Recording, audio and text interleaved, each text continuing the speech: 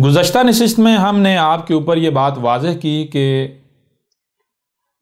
वो लोग जो ये कहते हैं कि ये कायनात अलग है और अल्लाह, ईश्वर, गॉड, दियोस, खुदा, एल अलग है, वो अपने इस दावे में बिल्कुल बेबुनियाद और झूठे हैं। ऐसे किसी अल्लाह का, किसी गॉड या ईश्वर का कोई वजूद नहीं है। अगर गॉड है, अल्लाह है, ईश्वर है, तो वो ये कायनात खुद ही है, इस कायनात के अलावा कोई दूसरा वजूद नहीं है। और आगे बढ़ने से पहले यहां एक बार फिर उसी पहलू को मुख्तसरन आपके सामने रखते हैं। मिसाल के तौर पर ये जो अल्लाह, गॉड, ईश्वर, ये जो कंसेप्ट है, ये तस्वर है, ये तस्वर आया कहां से? ये तस्वर आया यहां से कि आपको सुनने के लिए कान दिए गए, देखने के लिए आंखें दी गई, जो सुनाई और दिखाई देता है उसे समझने की सलाहियत दी गई। जब आप जो भी आपको सुनाई और दिखाई दे रहा है इसे समझेंगे तो आप के सामने तीन वजूद आएंगे, यानी तीन वजूद जो है वो साबित होंगे। नंबर एक, ये कायनात खुद ही जो कि क्रिएशन है। नंबर दो, जो दूसरा वजूद साबित होगा जिससे ये कायनात बनी, यानी मवाद, मटेरियल, मैटर। नंबर तीन, मटेरियल को प्रोसेस करके कन्वर्ट करने वाला क्रिएशन में, यानी जिसे इंग्लिश में क्रिएटर कहते हैं और अरबू की ज़बान में खालिक और उर्दू में बनाने वाला। अब जो बनाने वाला है उसे खालिक, उसे अल्लाह कहा गया, उसे ईश्वर कहा गया, उसे दियोस कहा गया, उसे खुदा, एली या जो भी नाम दिए जाते हैं उसे यह कहा गया। अब अगर तो कायनात के अलावा कोई क्रिएटर साबित होता है तो इसमें कोई शक, ऐसा कोई अल्लाह वजूद रखता है। और अगर कायनात जो है ये कहती है कि नहीं, खालिक मैं खुद ही हूं, जैसे खलक और मखलूक मैं खुद हूं इसी तरह खालिक भी मैं खुद ही हूं, तो फिर भी अगर कोई ये कहता है कि नहीं जी कायनात अलग है और अल्लाह अलग है, तो ऐसा शख्स कोई बेवकूफ़ तो हो सकता है, अक्लमंद नहीं। वो अपने कैसे तखय्युल के पीछे भाग रहा है तो जिसका हकीकी ज़िंदगी में कोई वजूद है ही नहीं, जिसका रियलिटी में, हकीकत में कोई वजूद ही नहीं है, जिसकी एग्जिस्टेंस ही नहीं है। तो जब आप गौर व फिक्र करते हैं तो आपके सामने कितने वजूद आएंगे? आपके सामने आएंगे तीन वजूद, खलक, मखलूक और खालिक। मखलूक, खलक और खालिक, खालिक, खलक और मखलूक, यानी क्रिएशन, मैटर और क्रिएटर, यानी जो मैटर को क्रिएशन में कन्वर्ट करने वाला है। अब अगर तो कायनात जो है ये खुद ही ना सिर्फ खलक और मखलूक साबित होती है बल्कि खालिक भी साबित हो जाती है, तो फिर कोई चौथा वजूद तो है नहीं। तीन वजूद थे, तीनों की तलाश खत्म, तीनों मिल गए। अगर अल्लाह है तो वो अल्लाह के कौन है? यही कायनात। खुदा है, ईश्वर है, कौन है? यही कायनात। अगर कोई कहता है कि ये कायनात अल्लाह नहीं है तो फिर उसके ऊपर लाजिम है कि जिसे वो अल्लाह कह रहा है पहले उसका वजूद साबित करे। और दुनिया की कोई ताकत ऐसे किसी अल्लाह का, गॉड का, ईश्वर का वजूद साबित नहीं कर सकती जो कि मज़ाहब में पाया जाता है। क्या अल्लाह अपना वजूद रखता है? अल्लाह यानी जिसे संस्कृत में ईश्वर कहते हैं, फारसी में खुदा कहते हैं, इंग्लिश में गॉड कहते हैं, लातीन में दियोस कहते हैं, इब्रानी में इल या एली कहते हैं। क्या ये अपना वजूद रखता है? ये अपना वजूद रखता है या नहीं रखता? ये कौन है, क्या है? इन तमाम तर सवालात के जवाब खुद बहुत मिल जाएंगे जब हम आएंगे बुनियाद की तरफ। और बुनियाद क्या है? आपको सुनने के लिए कान दिए गए, देखने के लिए आंखें दी गई, जो सुनाई और दिखाई दे रहा है उसे समझने की सलाहियत दी गई।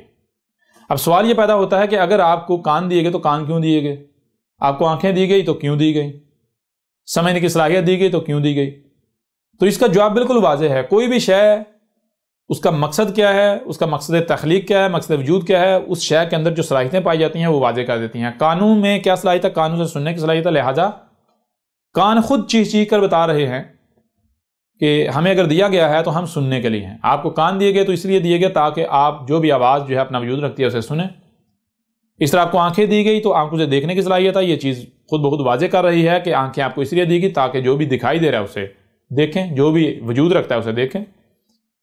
फिर जो सुनाई और दिखाई दे रहा है उसे समझने की सलाहियत दी गई। तो क्यों दी गई? इसलिए दी गई ताकि जो भी आपको सुनाई और दिखाई दे रहा है उसे समझें। जब आप जो भी सुनाई और दिखाई दे रहा है उसे समझेंगे तो आपके सामने क्या आएगा। यानी मिसाल के तौर पर आपको क्या सुनाई और दिखाई दे रहा है? आपको ये कायनात ही है जो आपको सुनाई और दिखाई दे रही है। जब आप इस कायनात को समझेंगे तो आपके सामने तीन वजूद आएंगे। नंबर एक, जिसे उर्दू में कहते हैं शय, यानी ये कायनात, और अरबों की ज़बान में क्या कहते हैं? अरबों की ज़बान में आप कह रहे हैं मखलूक, मखलूक, और इंग्लिश में कहेंगे क्रिएशन, क्रिएशन।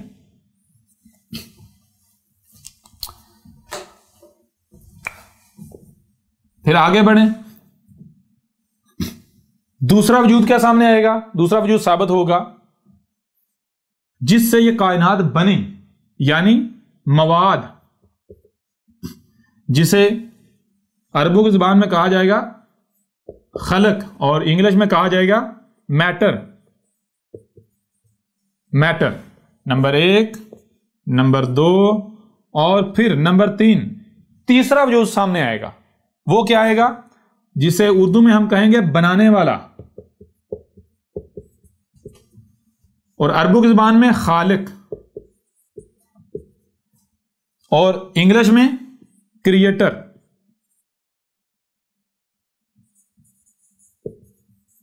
क्रिएटर, क्रिएटर मतलब जो मैटर को क्रिएशन में कन्वर्ट करता है, मैटर को क्रिएशन में कन्वर्ट करने वाला। अब कितने वजूद हमारे सामने आते हैं? आपको सुनने के लिए कान दिए गए, देखने के लिए आंखें दी गई, जो सुनाई और दिखाई दे रहा है उसे समझने की सलाहियत दी गई। आपको क्या है जो सुनाई और दिखाई दे रहा है? तो आपके सामने ये कायनात है जो आपको सुनाई और दिखाई दे रही है। जब आप इस कायनात को समझेंगे, यानी जो भी आपको सुनाई और दिखाई दे रहा है आप इसे समझेंगे, तो आपके सामने तीन वजूद आएंगे। नंबर एक, ये कायनात खुद, ये शय यानी अशिया नजर आएंगी, मखलूकात, मखलूक नजर आएगी, यानी क्रिएशन नजर आएगी। नंबर दो, जिसका वजूद साबित होगा वो होगी खलक, यानी मैटर, जिससे ये मखलूक बनी, वजूद में आई। नंबर तीन, खलक को मखलूक में डालने वाला, खलक को मखलूक में कन्वर्ट करने वाला, यानी मैटर को क्रिएशन में कन्वर्ट करने वाला, जिसे इंग्लिश में क्रिएटर और अरबी ज़ुबान में खालक और उर्दू में बनाने वाला कहते हैं। ये तीन वजूद साबित होते हैं, कोई चौथा वजूद साबित नहीं होता। यानी वजूद किस साथ साबित होता है? वजूद साबित होता है मखलूक, खलक और खालिक का। वजूद साबित होता है क्रिएशन, मैटर और क्रिएटर का। कोई अल्लाह, कोई गॉड, कोई ईश्वर, कोई ब्रह्मा, कोई दियोस, ऐसा किसी का वजूद साबित नहीं होता।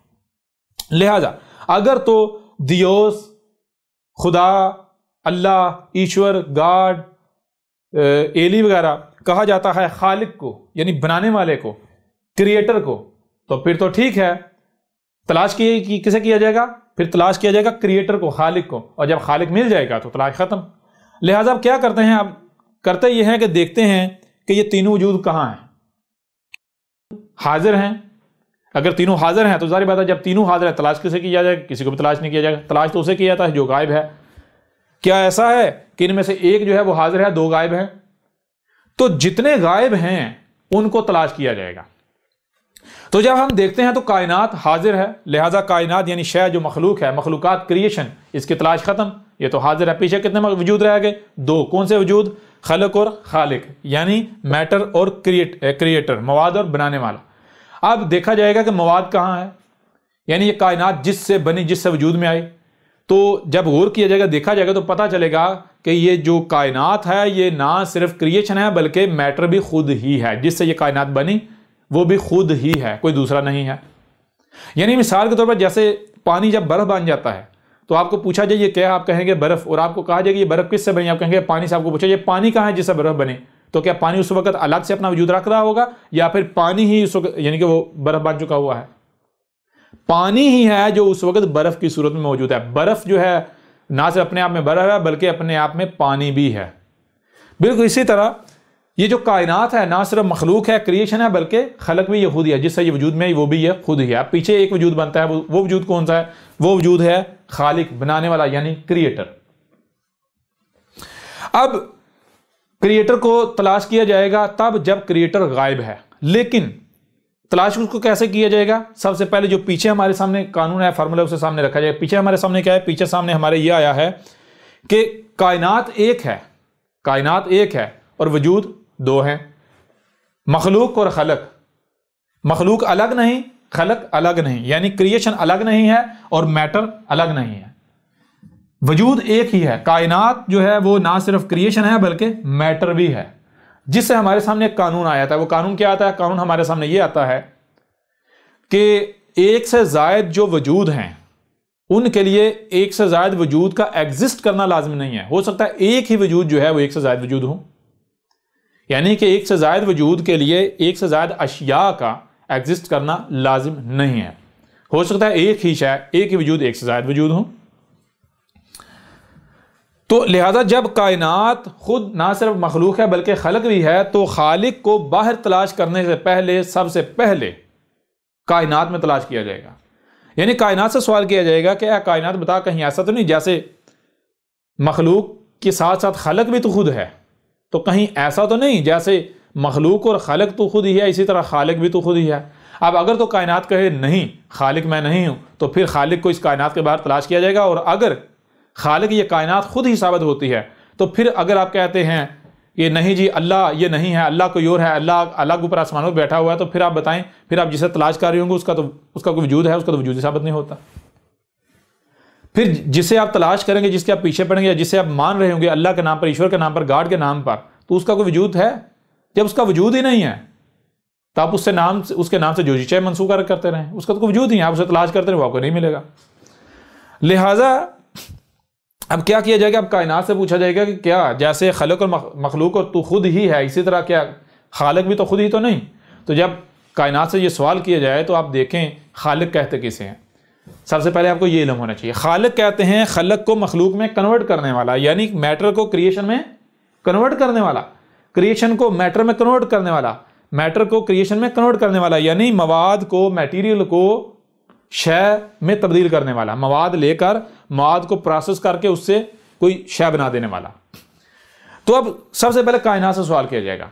अगर तो कायनात कहे नहीं मैं खालिक नहीं हूं, तो फिर खालिक इस कायनात के बाहर तलाश करना पड़ेगा। और अगर कायनात कहे खालिक भी मैं खुद ही हूं, तो फिर तीन वजूद सामने आएंगे, तलाश खत्म। फिर किसी को तलाश नहीं किया जाएगा, क्योंकि तलाश तो उसे किया जाता है जिसका वजूद हो, और वजूद सिर्फ तीन है। तो अब लिहाजा कायनात से सवाल करते हैं, तो कायनात क्या बताती है? देखें जरा। सबसे पहले ये देखें खालिक किसे कहते हैं। खालिक जो शय को दाएं बाएं आगे पीछे ऊपर नीचे ले जाने की सलाहियत रखता है, शय को प्रोसेस करके को वजूद देने की सलाहियत रखता है, इसे कहते हैं खालिक। तो कायनात में देखें क्या कायनात के अंदर ये सलाहियतें हैं? जब आप गौर करेंगे तो आपके सामने बिल्कुल खुलकर वाज़ेह हो जाए, कायनात ना सिर्फ खलक और मखलूक है बल्कि ये कायनात खुद ही खालिक है। खालिक भी ये कायनात खुद ही है, इसके अलावा और कुछ है ही नहीं। इसलिए अगर खुदा है तो ये कायनात खुद ही है। और खुदा फारसी ज़बान का लफ्ज़ है जिसका मानी क्या है? खुदा कहते हैं खुद ही को। खुद ही मतलब क्या? आपको सुनने के लिए कान दिए गए, देखने के लिए आंखें दी गई, जो सुनाई और दिखाई दे रहा है उसे समझने की सलाहियत दी गई। तो जो भी आपको सुनाई और दिखाई दे रहा है, क्या ये कायनात आपको दिखाई दे रही है? जब आप इसे समझेंगे तो आप बेसाहता बोल उठेंगे खुदा, यानी ये कायनात खुद ही है, ये खुद ही मखलूक है, खुद ही खलक है, ये खुद ही खालिक है, इसके अलावा और कुछ है ही नहीं। लिहाजा यूं आपके ऊपर बिल्कुल दो टुक वाज़ेह हो गया कि किसका वजूद साबित होता है। अब अगर कोई ये कहता है कि हम खालिक को अल्लाह कहते हैं, तो अल्लाह तो ये कायनात साबित हो गई। कोई ये कहता है कि हम खालिक को, क्रिएटर को ईश्वर कहते हैं, तो ईश्वर ये कायनात साबित हो गई। लेकिन अगर कोई ये कहता है कि हम खालिक को अल्लाह नहीं कहते, क्रिएटर को अल्लाह नहीं कहते, अल्लाह इस कायनात से अलग है, तो फिर आप बताएं ऐसे किसी अल्लाह का वजूद है? ऐसे किसी दियोस का, किसी ईश्वर का, किसी गॉड का, किसी एली का वजूद है? उसका तो वजूद ही साबित नहीं होता। फिर अगर कोई ये कहता है कि फलां जी अल्लाह का मुनकर है, तो उसे डंके की चोट पर कहा जाएगा, ए मुल्ला जी, ए मजहबी पंडित जी, इनकार तो तब किया जाता है जब किसी शय का वजूद साबित हो। इनकार करने के लिए शय का वजूद साबित होना शर्त है। तो पहले आप अपने अल्लाह का, अपने गॉड का, अपने ईश्वर का, अपने एली का, अपने दियोस का, अपने खुदा का वजूद तो साबित कर लो। पहले वजूद तो साबित कर लो। तस्दीक या तरदीद, इनकार या मानना तो बाद की बात है, पहले वजूद तो साबित कर लो। तो जब वजूद सिर्फ तीन हैं, मखलूक, खलक और खालिक, क्रिएशन, मैटर और क्रिएटर, जब वजूद सिर्फ तीन है, चौथा कोई वजूद है ही नहीं, तो फिर आप खुद बताएं क्या जो मजहबी खुदा है, मजहबी अल्लाह है, मजहबी ईश्वर है, गॉड है, उसका कोई वजूद है? अगर तो कोई ये कहता है कि ये कायनात अलग है और अल्लाह अलग है, तो फिर वो जान ले, वो कान खोल कर सुन ले, वो बिल्कुल झूठा है, बेबुनियाद है, वो हक नहीं है, वो बातिल है, उसके पास राई बराबर भी इल्म नहीं है और वो दुनिया का सबसे बेवकूफ़ तरीन शख्स है। यूं आपके सवाल का जवाब आपके ऊपर बिल्कुल खोलकर वाज़ेह कर दिया गया।